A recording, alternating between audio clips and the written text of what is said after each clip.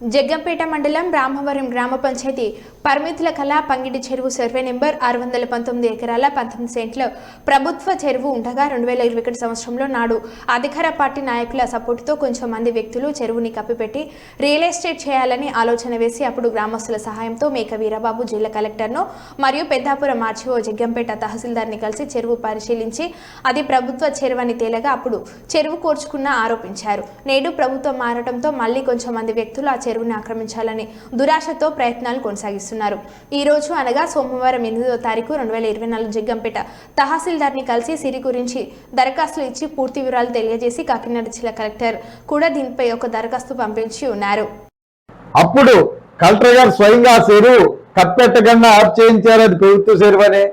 అంతేకాకుండా జగ్గంపేట ఎంఆర్ఓ తహసీల్దార్ వై సరస్వతి గారు కూడా ఈనాడు విలేకరు అది ప్రభుత్వ చెరువు ఎవ్వరికి చెందదు అని చెప్పేసి ఆవిడ చెప్పడం జరిగింది.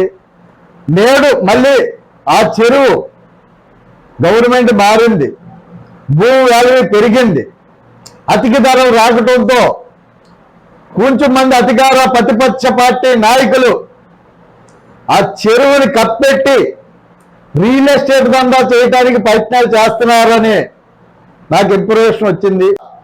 ఈరోజు జగ్గంపేట తహసీల్దార్ గారికి, జిల్లా కలెక్టర్ గారికి, ఆర్డీఓకి ముగ్గురికి కూడా దీనిపై విన్నతి పత్రం ఇచ్చి ఈ చెరువు ప్రభుత్వ చెరువు గతంలో ఇలా జరిగింది, మీ రికార్డు కూడా పరిశీలన చేసి ప్రభుత్వ ఆస్తులు కాపాడాలని, రేపు రానున్న రోజుల్లో భావితరాల భవిష్యత్తుకి చెరువులు చాలా తోరటపడతాయని, మరి పక్క రాష్ట్రాలు చూసుకుంటే ఒకసారి కర్ణాటక కానీ తెలంగాణ కానీ చెరువులు లేక ఉన్న చెరువులు ఆక్రమణకు గురైపోతే అనేక అవసరాలకు వాడుకుంటే నేడు వర్షాలు లేక నీరు లేక అనేక ఇబ్బందులు పడుతున్నారు. మనకైతే ఆంధ్రప్రదేశ్లో పుష్కలంగా చెరువులు ఉన్నాయి. ఉన్నటువంటి చెరువుల్ని ప్రభుత్వాలు కాపాడాలని చెప్పేసి మా వంతు బాధ్యతగా మేము కలెక్టర్ గారి దృష్టిలో పెట్టడం జరిగింది. అలాగే జగ్గంపేట తహసీల్దార్ గారికి కూడా చెప్పడం జరిగింది. చెప్తే వాళ్ళు సానుకూలంగానే స్పందించారు, ఆఫ్ చేస్తామన్నారు. మరి అవతల వ్యక్తులు కూడా దానిపై పాస్బుక్లు కావాలి, మరి డబ్బులు ఖర్చు పెట్టడానికి కూడా సిద్ధంగా ఉన్నారు.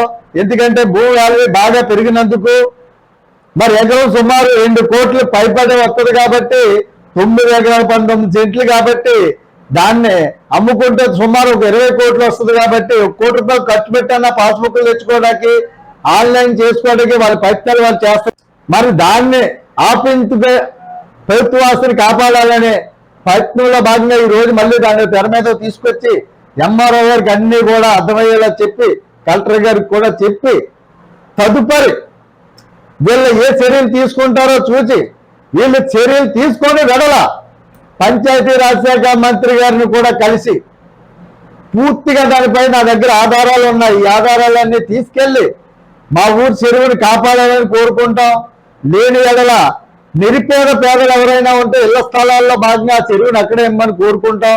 గ్రామస్తులు కోరుకుంటున్నారు కాబట్టి ఇంకొక విధంగా ఒకవేళ అది కూడా కాని ఎడల ఆ చెరువును సుందరంగా తీర్చిదిద్ది ఒక పార్కు లాగా ఏర్పాటు చేయాలని ఈరోజు అన్నీ కూడా ఎంఆర్ఓ గారికి చెప్పడం జరిగింది. మరి అందులో భాగంగా కలెక్టర్ గారికి కూడా చెప్పాం. దయించి రేపు రానున్న రోజుల్లో అధికార ప్రతిపక్ష పార్టీ నాయకులు దానిపై కన్నేశారని వాళ్ళు పార్ట్నర్గా షేర్ చేసుకోవడానికి ఆ చెరువుని పూర్తిగా కప్పెట్టి అమ్మే ప్రయత్నం చేస్తున్నారని చెప్పేసి నాకు తెలియటంతో నేను నేడు జిల్లా కలెక్టర్ గారికి లెటర్ పంపించాం. అంతేకాకుండా జగ్గంపేట స్థానిక తహసీల్దార్ గారికి కూడా ఒక అర్జీ ఇవ్వటం జరిగింది. దీని గురించి పూర్తిగా తెలియజేశాం, వారు సానుకూలంగా స్పందించారు. దయచేసి ప్రభుత్వ ఆస్తులు కాపాడటం మన హక్కు కాబట్టి మన చెరువులు, గుట్టలు, అలాగే ఆర్ఎంపీ స్థలాలు అన్నీ కూడా మాకు చేతనైనంత వరకు మేము కాపాడాలనే ప్రయత్నంలో భాగంగానే ఈ పోరాటం చేస్తున్నామని తెలియజేసుకుంటూ సెలవు తీసుకుంటున్నాను. జై హింద్.